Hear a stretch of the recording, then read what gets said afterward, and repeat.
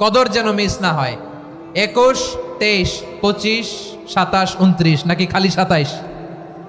আপনারা কি খালি 27?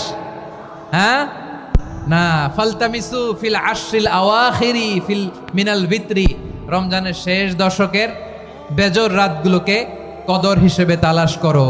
আল্লাহর হাবিব সাল্লাল্লাহু আলাইহি ওয়াসাল্লাম শেষ 10 দিন টানা ইবাদত করতেন, টানা ইবাদত। ইদা জাআল আশরু আহিয়াল লাইলা আইকাযা আহলা ওয়া জাদ্দা ওয়া শাদ্দাল মিজার, সারা রাত জেগে ইবাদতের নজির নবীজির নাই, শুধু রমজানের শেষ দশক ছাড়া। সুবহানাল্লাহ বলেন। নিজেও ঘুমাতেন না, ফাতেমা রাদিয়াল্লাহু তাআলা আনহু, আলী রাদিয়াল্লাহু তাআলা আনহু কাউকে ঘুমাতে দিতেন না, সবাইকে জাগিয়ে তুলতেন। আমরা সারা রাত জেগে ইবাদত করব, রাজি আছেন তো?